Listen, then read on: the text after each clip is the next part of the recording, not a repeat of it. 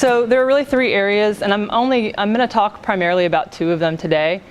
Case management and victim support services is the first area that I'm going to talk about, and then the Goldman Center for Student Accessibility, which is how we do our accommodations at Tulane. We do that through that office. And then the third office that is part of my office, part of my unit, is called Student Conduct, which is everyone's very favorite office. But I do want to take a minute to say, you know, if you have, if during the course of your student's time here, if something happens and they get in trouble or they make a bad decision, you know, the important thing to remember is our philosophy is really developmental in nature. So we don't want, I mean, we kind of expect that students are going to make some mistakes, right? And so the whole point of our processes is to make sure that it doesn't happen all the time, or that it doesn't kind of spiral out of control. So if you have a student going through that process and they're having a lot of anxiety, which tends to happen, get in touch with us and we can help walk you and them through it. We have, again, and the whole point is to really not be so punitive, although there are some things that require that. But the point is to make sure that they don't have kind of that their conduct outside the classroom doesn't get in the way of their experience here. So, case management and victim support services. This is a unit that's been around since about 2008, and it really was formed in response to some of the national things that were happening. So, you know, think Virginia Tech.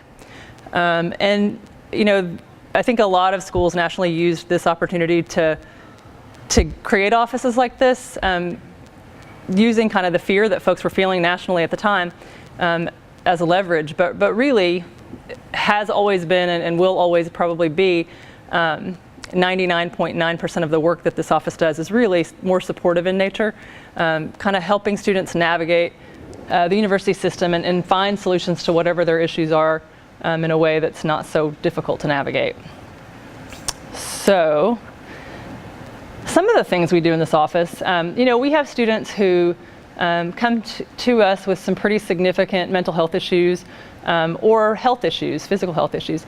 And so oftentimes they see providers off campus. We help connect them with people in the community. But it's nice for them to have someone on campus that they're checking in with just to make sure things are going okay. There's some sort of accountability built in there. So a lot of students, I would say students tend to choose some, you know, different levels of case management. So some people, you know, are seen once a month for the whole time they're here. Some students are seen, you know, for a shorter time period, but weekly. And it's kind of just dependent on the specific situation.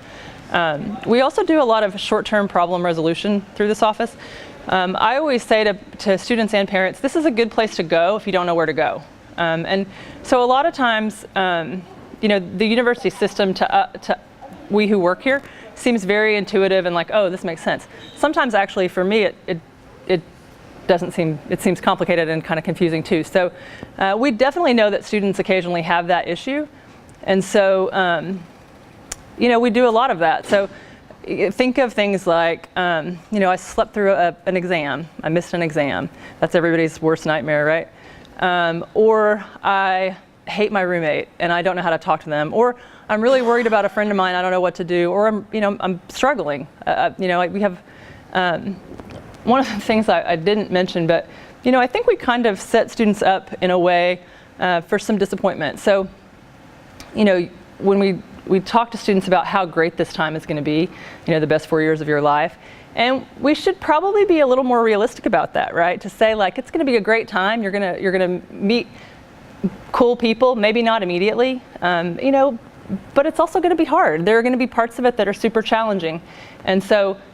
You know, I would say a lot of what we do in case management is helping students kind of realize that it's bumpy sometimes, and you can make it through it.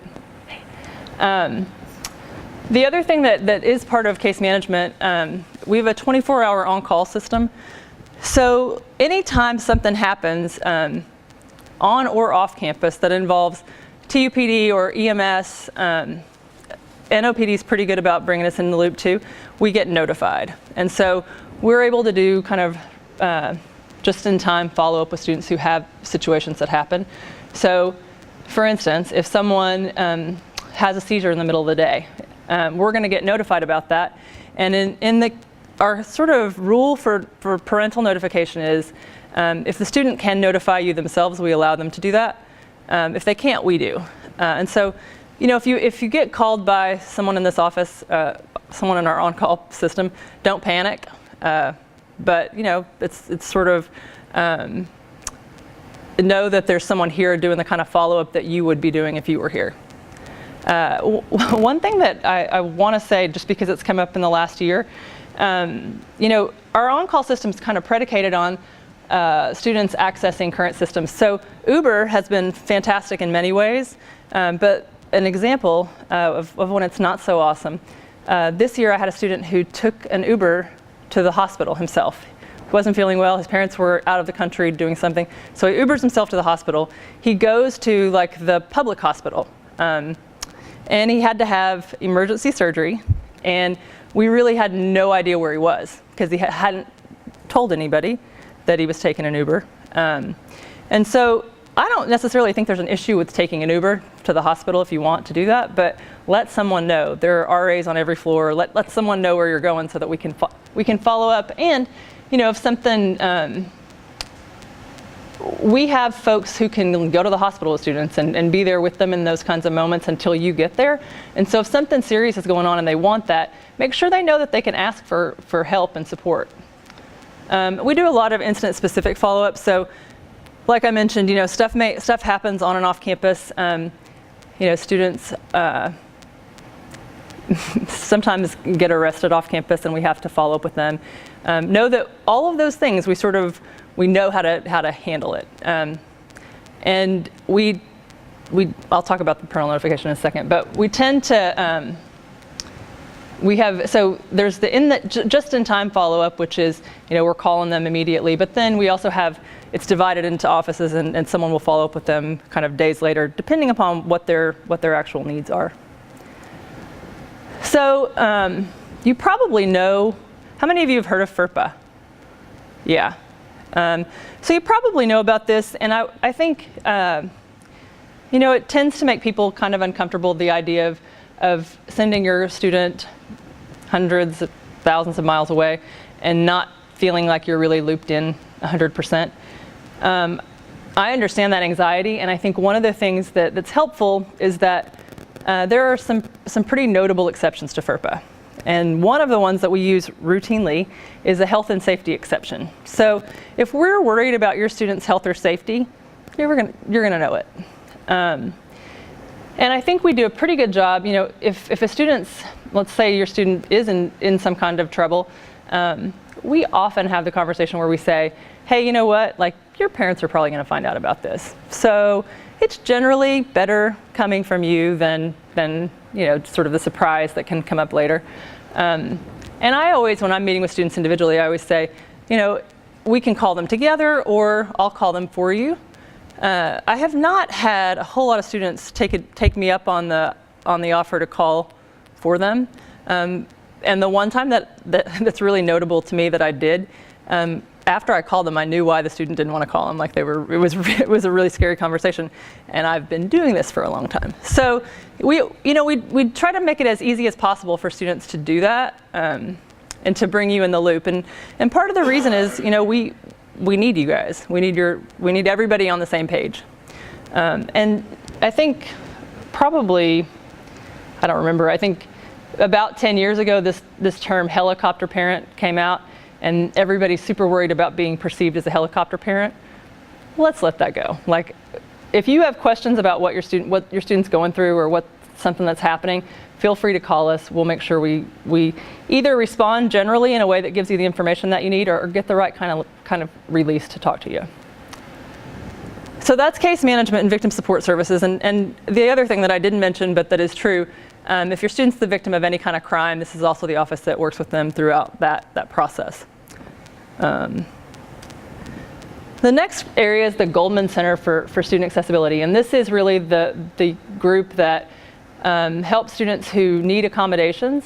It's a little different than K through 12 in a number of ways, but it's the kind of fundamental premise is still the same.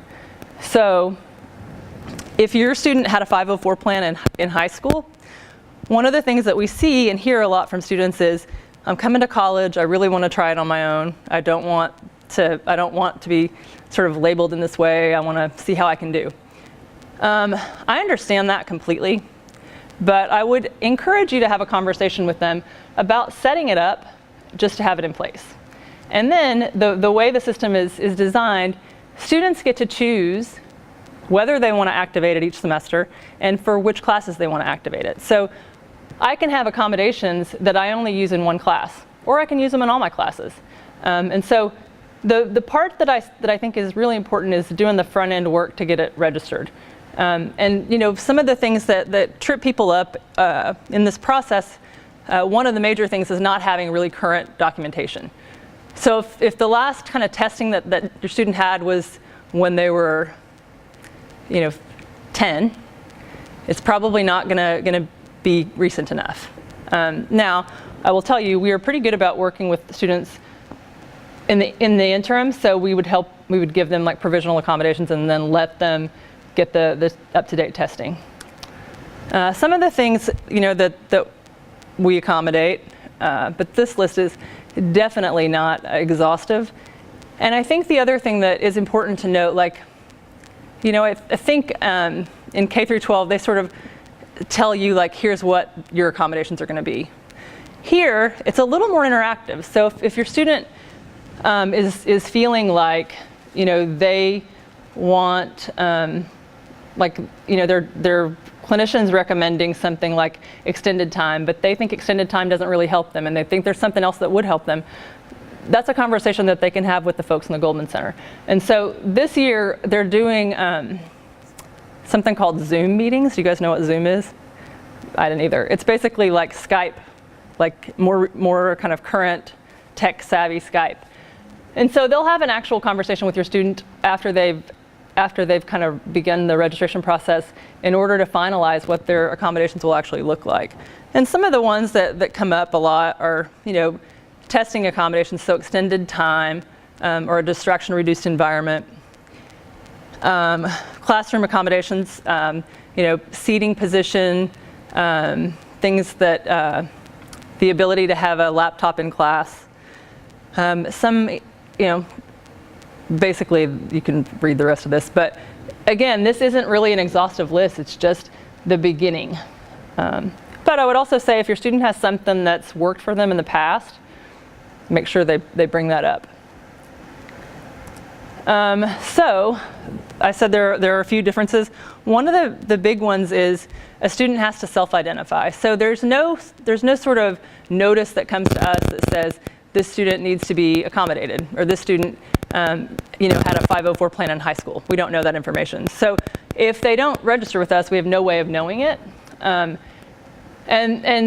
also, if someone hasn't registered with the office, if something arises and they feel like they're not being, they have a documented disability that's not being accommodated properly, if they haven't gone through our process, the instructors really have no obligation to accommodate them. So really, this is an important part of the process. It takes 2 to 3 weeks to review and approve accommodations, and part of that's because it's an interactive process and they really want to have a conversation before they finalize accommodations. The summertime is really the best time to do this, just because things are a little slower in the summer. But we also have a number of students who have never been accommodated and don't have any kind of documented disability, but when they come to college, something comes up and they start to see that maybe a learning difference that they've been able to sort of compensate for in their K through 12 years is becoming a little more central, or something that needs a little more consideration. So we have those students, and that's where I was talking about kind of the provisional accommodation. We do a lot of that.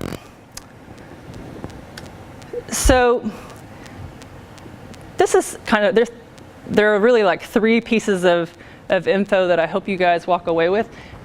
And this first one is one of them.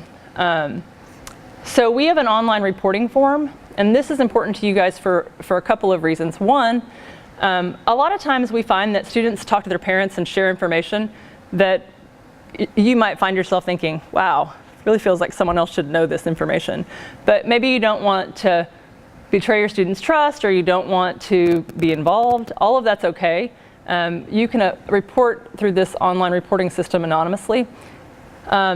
We ask everybody to use the system. So our faculty use it, other students can use it, people in the community who have opinions about our students' off-campus behavior often use it. And so it's a good resource for you. You know, some of the things that parents have reported in the past, you know, if your student's roommate doesn't leave the room ever, or, you know, if you're worried that something illegal is happening, that's also something that we would want to know. And we can, you know, so we get these in real time. We can follow up with you and say, not if you do it anonymously, obviously, but if you don't, we can follow up and say, you know, what are you comfortable with us doing in this situation? And we really try to work with folks on that kind of thing. The other thing is the on-call number, which is the student affairs person on call. It's like the second tier of our 4-tier system. You can always reach someone at the university any time of day or night. We would prefer that if you're making a 2 a.m. call, that it's something that's a little more urgent. But, you know, we do think it's important that you guys have access to someone all the time. You also always have access to TUPD. These two units work super closely together. So, you know, if you call us and we think TUPD needs to be involved, we'll involve them. If you call TUPD, they're going to involve us. They involve us anytime a student is involved. The last thing is really, I don't think you get to hear from all these folks today, so I wanted to make sure that we talk about some other on-campus and off-campus resources. Campus Health is the umbrella for our on-campus counseling center, the Student Health Center, and the Center for Wellness and Health Promotion, which is like our prevention work. And I think every single year it comes up that a student calls their parents and says, you know, I'm really sick, probably dying, and I can't get into the Student Health Center. That's not true. So you should know that a student can go into Student Health or CAPS and say, I really need to be seen today, and there are walk-in hours for both. And so I think I'm not sure what the Student Health walk-in hours are. I think it might be when they're open, but CAPS has like all afternoon. So students don't typically get up super early to go in for counseling, so the afternoon seems to be like the busier time. And so there's always someone who can see them same day. And I think it's important for you guys to be able to remind your students of that when they're panicking about, you know, an illness or something else that's going on. The other thing that I think both Campus Health and Case Management and Victim Support Services do a lot of connection to community providers. So the on-campus counseling options are really designed for short-term issues. So students are entitled to 12 sessions a year, and you know, I hate my roommate, my significant other broke up with me, that kind of thing. And that's not to say if someone goes in with an issue that's more serious that they're going to say like, you're out of here. They'll work with them to try to find something that's a little more appropriate. But you know, if you have a student who's kind of benefited from weekly therapy, it makes sense to kind of try to set that up in advance so that they have the same person for 4 years, and they really have, you know, we can help them identify someone with whom they have a good connection, which is often very important. The same is true for, you know, if you have a student who has a chronic illness, I think the tendencies can be to stick with home providers. But what we find is, you know, if they're going to be here for 4 years, sometimes it makes sense to have someone locally, just in case something pops up that needs kind of more urgent attention. The next thing is, we have a number of executive functioning coaches who have private practices off campus. So the transition to college is tough. You know, you think of your students' lives for the past few years have probably been very heavily scheduled. They get up at a certain time, there's a lot of structure.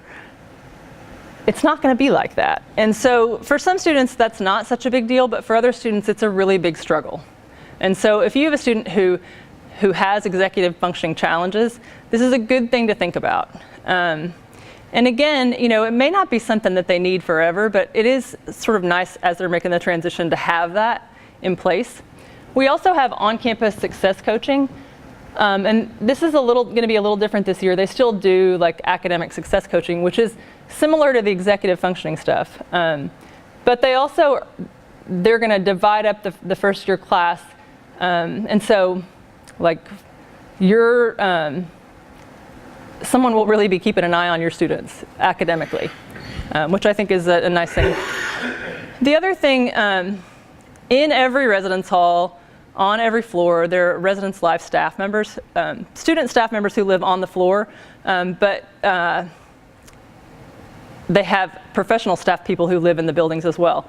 And so, I think don't underestimate how helpful those folks can be if someone's having an issue. And it's usually good to start with the RA. The RAs are trained to know when to involve someone higher.